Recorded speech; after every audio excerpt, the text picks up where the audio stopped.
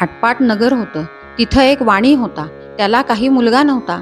त्याच्या घरी एक गोसावी येई. अल्लख म्हणून पुकार करी.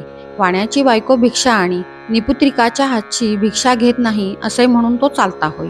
ही गोष्ट तिनं नवऱ्याला सांगितली. त्यानं तिला युक्ती सांगितली. दाराच्या आड लपून बस. अल्लख म्हणताच सुवर्णाची भिक्षा घाल. अशी भिक्षा झोळीत घातली. बोवांचा नेम मोडला. बाईवर फार रागावला. मुलबाळ होणार नाही असा शाप दिला. तिनं त्याचे पाय धरले. बुवांनी उशाप दिला. बुवा म्हणाले, आपल्या नवऱ्याला सांग, निळ्या घोड्यावर बस, निळी वस्त्र परिधान कर, रानात जा, जिथं घोडा अडेल तिथं खण, देवीचं देऊळ लागेल, तिची प्रार्थना कर, ती तुला पुत्र देईल. असं बोलून बुवा चालता झाला. तिनं आपल्या पतीला सांगितलं. वाणी रानात गेला. घोडा अडला, तिथं खणलं, देवीचं देऊळ लागलं. सुवर्णाचं देऊळ आहे, हिरे जडिताचे खांब आहेत, माणकांचे कळस आहेत, आत देवीची मूर्ती आहे. मनोभावे पूजा केली. त्याला देवी प्रसन्न झाली. वर माग म्हणाली. घरदारं आहेत, गुरढोरं आहेत, धनद्रव्य आहे, पोटी पुत्र नाही म्हणून दुःखी आहे. देवी म्हणाली, तुला संततीचं सुख नाही. मी प्रसन्न झाले आहे तर तुला देते. अल्पायुषी पुत्र घेतलास तर गुणी मिळेल, दीर्घायुषी घेतलास तर जन्मांध होईल, कन्या घेतलीस तर बालविधवा होईल. इच्छा असेल ते मागून घे. त्यानं अल्पायुषी पुत्र मागितला.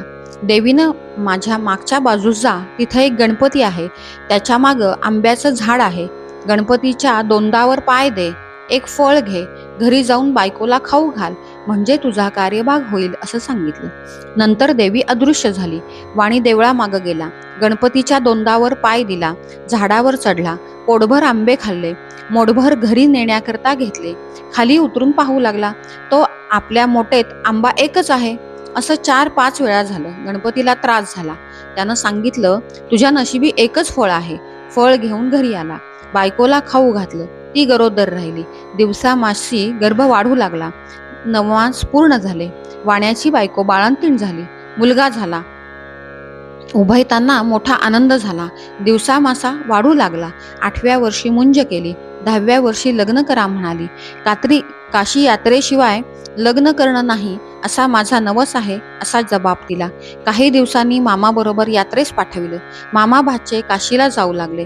जाता जाता काय झालं, वाटेनं एक नगर लागलं. तिथं काही मुली खेळत होत्या. त्यात एकमेकींचं भांडण लागलं. एक गोरी बुरकी मुलगी होती. तिला दुसरी मुलगी म्हणू लागली, काय रानद्वाड आहे, काय रानद्वाड आहे. तेव्हा ती मुलगी म्हणाली, माझी आई मंगळागौरीचं व्रत करते.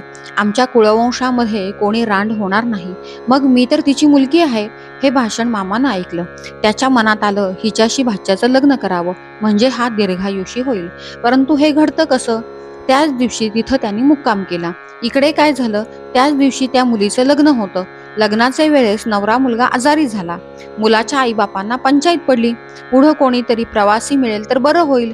त्याला पुढं करून वेळ साजरी करू म्हणून धर्मशाळा पाहू लागले. मामा भाचे दृष्टीस पडले. मामापासून भाच्याला नेले. गोरज लग्न लावलं. उभयतांना गौरीहारापाशी निजवलं. दोघं झोपी गेली. मुलीला देवीनं दृष्टांत दिला. अगं अगं मुली, तुझ्या नवऱ्याला दंश करायला सर्प येईल. त्याला पिण्याकरता दूध ठेव. एक कोरा करा जवळ ठेव. दूध पिऊन सर्प कयात शिरेल. अंगच्या चोळीनं तोंड बांधून टाक. सकाळी उठून आईला ते वाण दे. तिनं सर्व तयारी केली. दृष्टांताप्रमाणे घडून आलं. काही वेळानं तिचा नवरा उठला. भूक लागली म्हणून म्हणू लागला. लाडू खायला दिले. फराळ झाल्यावर त्यानं तिला आपली अंगठी दिली. पहाटेस उठून ताट घेऊन बिराडी गेला. मामा भाचे मार्गस्थ झाले. दुसऱ्या दिवशी काय झालं, हिनं सकाळी उठून स्नान केलं. आपल्या आईला वाण दिलं. आई उघडून पाहू लागली. तो आत हार निघाला. आईनं कन्येच्या गळ्यात हार घातला. पुढं पहिल्यावर मंडपात आला. मुलीला खेळायला आणलं. ती म्हणाली, हा माझा नवरा नाही, मी त्याचे बरोबर खेळत नाही. रात्रीची लाडवांची व अंगठीची खूण काही पटेना. आई बाबांना पंचायत पडली. हिचा नवरा कसा सापडतो? नंतर त्यांनी अन्नछत्र चालू केलं. जो ब्राह्मण येईल त्याचे पाय अंगठी घालून मुलीनं धुवावे. आईनं पाणी घालावं, भावानं गंध लावावं आणि बापानं विडा द्यावा असा क्रम चालू केला. शेकडो लोक येऊन जेवू लागले. इकडे मामा भाचे काशीस गेले. पुष्कळ दानधर्म केला. तीर्थयात्रा केल्या. ब्राह्मणांचे आशीर्वाद घेतले. एके दिवशी भाच्याला मूर्छा आली. यमदूत प्राण न्यायला आले. मंगळागौर आडवी झाली. त्या दोघांचं युद्ध झालं. यमदूत पळून गेले. गौर तिथं अदृश्य झाली. भाचा जागा झाला. तसा आपल्या मामाला सांगू लागला, मला असं असं स्वप्न पडलं. मामा म्हणाला, ठीक झालं, तुझ्यावरचं विघ्न टळलं. उद्या आपण घरी जाऊ. परत येऊ लागले. लग्नाच्या गावी आले. तळ्यावर स्वयंपाक करू लागले. दासींनी येऊन सांगितलं, इथं अन्नछत्र आहे, तिथं जेवायला जा. ते म्हणाले, आम्ही परान्न घेत नाही. दासींनी यजमाननीस सांगितलं. त्यांनी पालखी पाठवली. आदरातिथ्यानं घरी नेलं. पाय धुताना मुलीनं नवऱ्याला ओळखलं. नवऱ्यानं अंगठी ओळखली. आईबापांनी विचारलं, तुझ्याजवळ खूण काय आहे? त्यानं लाडवाचं ताट दाखवलं. सर्वांना आनंद झाला. भोजन समारंभ झाला. मामा भाचे सून घेऊन घरी आले. सासूनं सुनेचे पाय धरले. तुझ्यामुळं माझा मुलगा वाचला असं म्हणाली. तिनं सांगितलं, मला मंगळागौरीचं व्रत असता, ही सगळी तिची कृपा.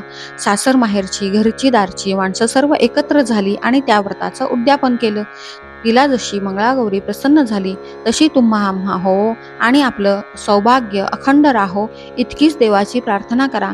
ही धर्मराजाला कृष्णानं सांगितलेली 60 उत्तरांची कहाणी 5 उत्तरी फळ संपूर्ण.